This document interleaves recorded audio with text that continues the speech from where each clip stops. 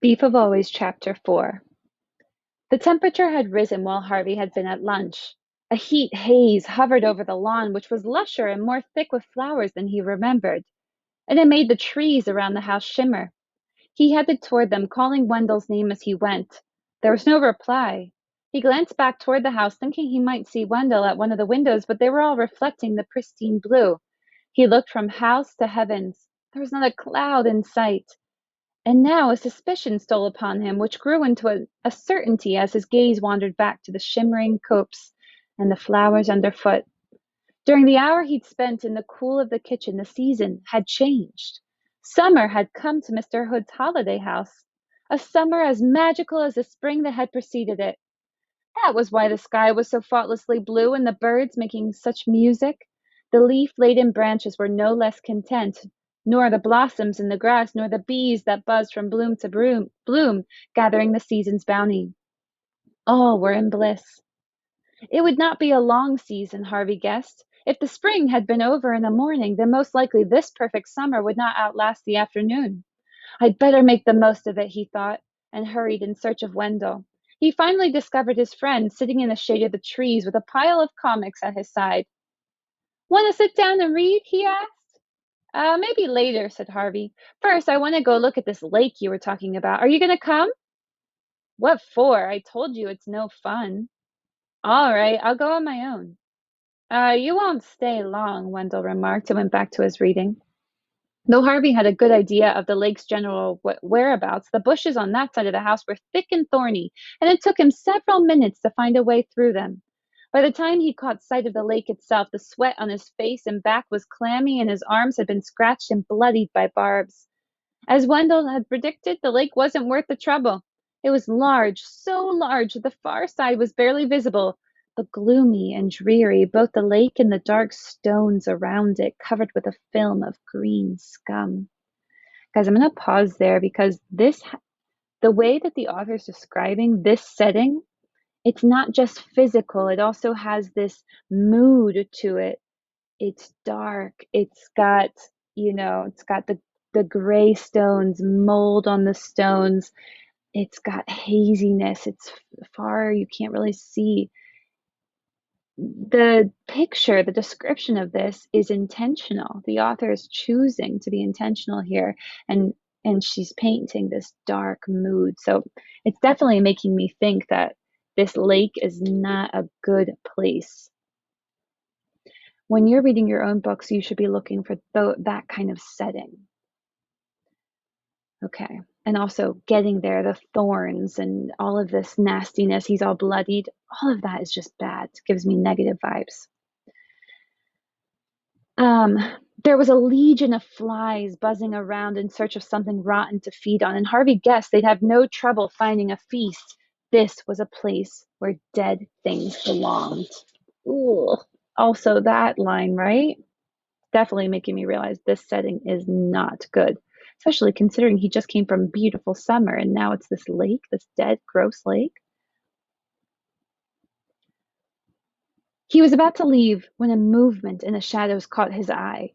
Somebody was standing further along the bank, almost eclipsed by the mesh of thicket. He moved a few paces closer to the lake and saw that it was Lulu.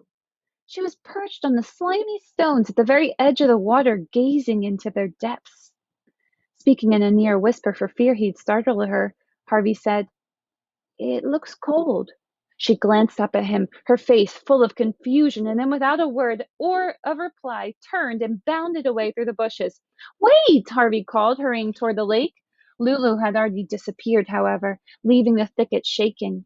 He must have gone in pursuit of her, but the sound of Oh, he might have gone in pursuit of her, but the sound of bubbles breaking in the lake took his gaze to the waters, and there, moving just below the coating of scum, he saw the fish.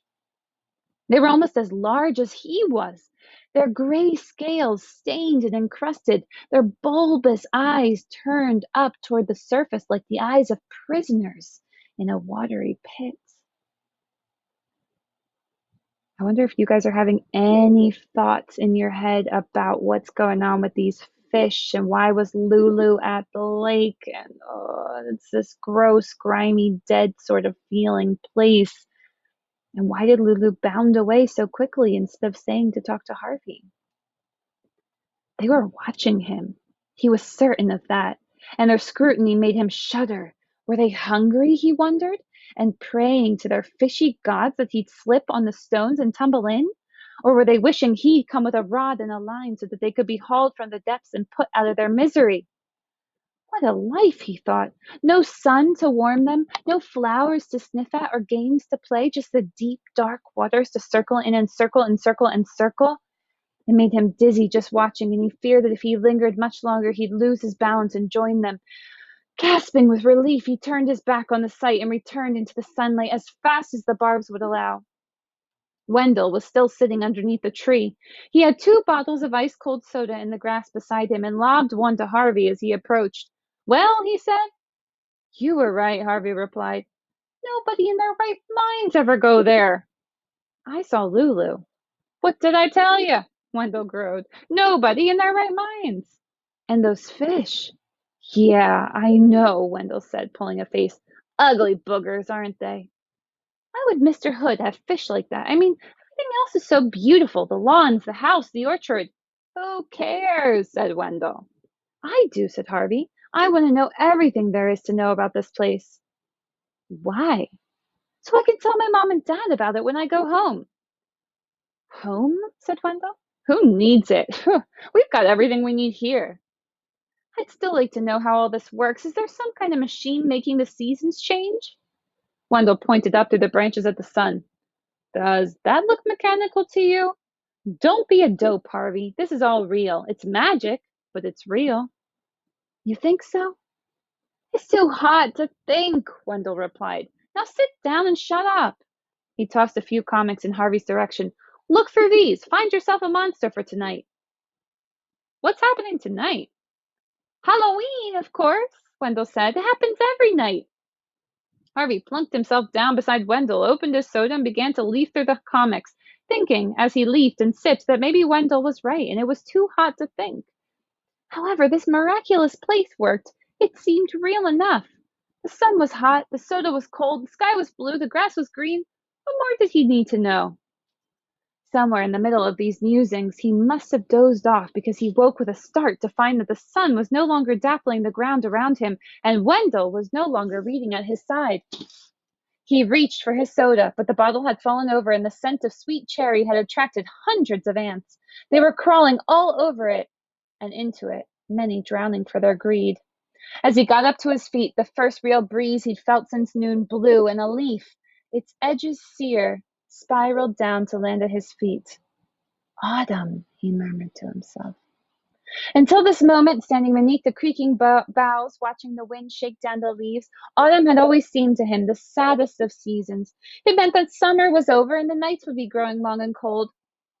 But now, as the drizzle of leaves became a deluge, and the patter of acorns and chestnuts a drumming, he laughed to see and hear its coming.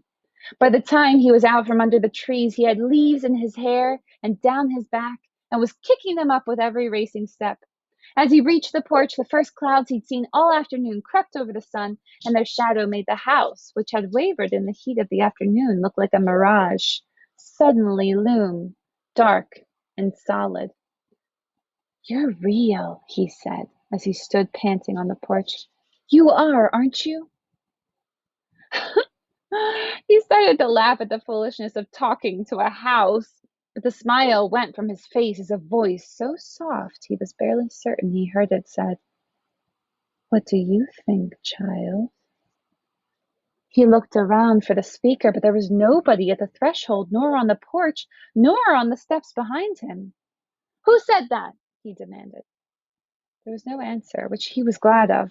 It hadn't been a voice at all, he told himself. It had been a creak in the boards underfoot or the rustling of dry leaves in the grass.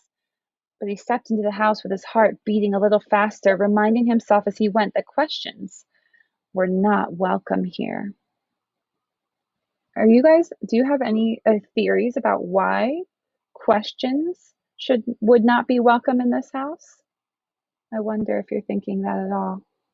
Because it keeps coming up, right? Well, in the beginning with Rictus, no questions were allowed to be asked. And then continuing that. And even Wendell, he says, I don't care, I don't care, I don't care. He doesn't have any questions, it seems. What did it matter anyway, he thought, whether this was a real place or a dream? It felt real, and that was all that mattered. Satisfied with this, he raced through the house into the kitchen where Mrs. Griffin was weighing the table down with treats. Chapter 5. Seen and Unseen. Well, said Wendell as they ate, what are you going to be tonight? I don't know, Harvey said. What are you going to be? A hangman, he said with a spaghetti grin. I've been learning how to tie nooses. Now, all I've got to do is find someone to hang. He eyed Mrs. Griffin. It's quick, he said. You just drop 'em and snap, their necks break. Oh, that's horrible, Mrs. Griffin said. Why do boys always love talking about ghosts and murders and hangings?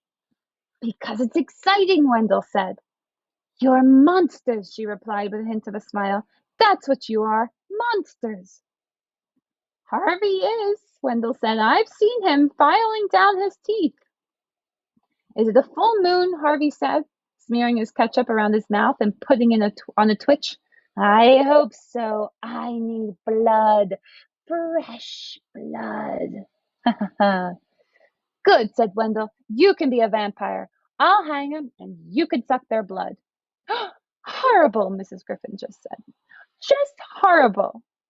Perhaps the house had heard Harvey wishing for a full moon because when he and Wendell traipsed upstairs and looked out the landing window, there, hanging between the bare branches of the trees, was a moon as wide and as white as a dead man's smile. Look at it, Harvey said. I can see every crater. It's perfect. Oh, that's just the start, Wendell promised, and led Harvey to a large, musty room which had been filled with clothes of every description. Some were hung on hooks and coat hangers, some were in baskets like actors' costumes, still more were heaped at the far end of the room in a dusty floor. And half hidden until Wendell cleared the way was a sight that made Harvey gasp. A wall covered from floor to ceiling with masks. Where did they all come from? Harvey said as he gaped at the spectacle. Mr. Hood collects them, Wendell explained, and the clothes are just stuff the kids who visited here left behind. Harvey wasn't interested in the clothes. It was the masks that mesmerized him. They were like snowflakes, no two alike. Some were made of wood and of plastic, some of straw and cloth and paper mache. Some were as bright as parrots, others as pale as parchment. Some were so grotesque he was certain they'd been carved by crazy people. Others were so perfect they looked like the death masks of angels. There were masks of clowns and foxes, masks like skulls decorated with real teeth, and one with carved flames instead of hair. Take your pick, said Wendell. There's bound to be a vampire somewhere. Whenever I come in here wanting to find, I find it sooner or later. Harvey decided to leave the pleasure of choosing a mask until last and concentrated instead on digging up something suitably bat-like to wear. As he worked through the piles of clothes, he found himself wondering about the children who'd left them here. Though he'd always hated history lessons, he knew some of the jackets and shoes and shirts and belts had been out of fashion for many, many years. Where were their owners now? Dead, he presumed, or so old it made no difference. The thought of those garments belonging to dead people brought a little shudder to his spine, which was only right. This was Halloween, after all, and what was Halloween without a few chills? After a few minutes of searching, he found a long black coat with a collar he could turn up, which Wendell pronounced very vampiric. Well satisfied with his choice, he went back to the wall of faces, and his eyes almost immediately alighted upon a mask he hadn't previously seen. With the paler and deep sockets of a soul just risen from the tomb, he took it down and put it on. It fit so perfectly. What do I look like? Harvey asked, turning to face Wendell, who had found an executioner's mask, which fitted him just as well. Ugly as sin. Good. There was a flickering family of pumpkin heads lined up on the porch when they stepped outside, and the misty air smelled of wood smoke. Where do we go trick-or-treating? Harvey wanted to know. Out in the street? No, said Wendell. It's not Halloween out in the real world, remember? We're going to go around to the back of the house. Well, that's not very far, Harvey remarked, disappointed. It is at this time of night, Wendell said creepily. This house is full of surprises. You'll see. Harvey looked up at the house through the tiny eye holes of his mask. It loomed as large as a thunderhead, its weather vane sharp enough to stab the stars. Come on, said Wendell. We've got a long trip ahead. A long trip, Harvey thought. How could it be a long trip from the front of the house to the back? But once again, Wendell was right. The house was full of surprises. The trip, which would have been a 2-minute walk in the bright afternoon sun, became a trek that had Harvey wishing he'd brought a flashlight and a map. The leaves rustled underfoot as though snakes were swarming through them. The trees that had shaded them by day now looked frightful in their nakedness, gaunt and hungry. Why am I doing this? He asked himself as he followed Wendell through the darkness. I'm cold and I'm uncomfortable. He might have added frightened to the list, but he left that thought unsaid. As he was about to suggest they turn back, Wendell pointed up and hissed, Look! Harvey looked. Directly overhead. A form was moving silently against the sky, as if it had just launched itself from the eaves of the house. The moon had slunk away behind the roof and shed no light upon this night flyer, so Harvey could only guess at its shape from the stars it blotted out as it sailed. Its wings were wide but ragged, too ragged to bear it up, he thought. Instead, it seemed to claw at the darkness as it went, as though it were crawling on the very air itself. A glimpse was all Harvey had, then it was gone. What's that? He whispered. He got no answer. In the moments he'd taken staring up at the sky, Wendell had disappeared. Wendell, Harvey whispered. Where are you? There was still no reply, just the slithering in the leaves and the moan of hungry branches. I know what you're doing, Harvey said, louder this time, and you won't scare me that easy. You hear me? This time there was a reply of sorts, not words, but a creaking sound from somewhere in the trees. He's climbing up into the treehouse, Harvey thought, and determined to catch Wendell and scare him back, he followed the sound. Despite the nakedness of the branches, their mesh kept all but a glimmer of starlight falling from the groves. He slipped his mask down around his neck so as to see a little better, but even then he was nearly blind, and he had to listen out for the sound of Wendell's ascent to guide him. He could still hear the creaks plainly enough and stumbled in their direction, his arms outstretched to grasp the ladder when he reached it. Now the sound was so loud he was certain he must be standing beneath the tree. He looked up, hoping to catch a glimpse of the trickster, but as he did, something brushed his face. He snatched at it, but it was gone, at least for the moment. Then it came again, brushing his brow from the other side. He snatched at it a second time. Then, as it touched him again, he caught hold of it. Got you, he cried. His yell of triumph was followed by a rush of air and the sound of something crashing to the ground at his side. He jumped, but refused to let go of whatever he was holding. Wendell, he called. By way of a reply, a flame flared in the darkness behind him, and a firework erupted into a shower of green sparks, its light making a gangrenous cavern of the grove. By its flickering light he saw what he held, and seeing, let out a panicked yammering that had the crows rising from their roofs overhead. It was not a ladder he heard creaking. It was a rope, not even a rope, a noose, and in his hands the leg of the man hanging from the noose. He let go of it and stumbled backward, barely suppressing a second shout as his eyes rose to meet the dead man's stare. To judge by his expression, he had died horribly. His tongue lolled from its foamy lips. His veins were so swollen. With blood, his head looked like a pumpkin. Either that, or it was a pumpkin. A fresh fountain of sparks now burst from the firework, and Harvey saw the truth of the matter. The limb he held was a stuffed trouser leg, the body a coat spilling bundles of clothes, and the head a mask that had a mask of a pumpkin on it, with cream for spittle and eggs for eyes. Wendell! He yelled, turning his back on the scene of execution. Wendell was standing on the far side of the firework, his ear-to-ear grin lit by its spitting sparks. He looked like a little demon, fresh from the inferno. At his side was the ladder that had come crashing down to get the drama underway. I warned you, Wendell said, holding up his mask. I said I was going to be a hangman tonight. I'll get you back for this, Harvey said, his heart still beating too fast for him to see the funny side of this. I swear, I'll get you back. You can try, Wendell crowed. The firework was beginning to fizzle out, the shadows around them beginning to deepen again. Had enough of Halloween for tonight? He asked. Harvey didn't much like admitting defeat, but he nodded grimly, swearing to himself that when he finally got his revenge, it would be choice. Smile, Wendell said as the fountain of sparks dwindled. We're in the holiday house.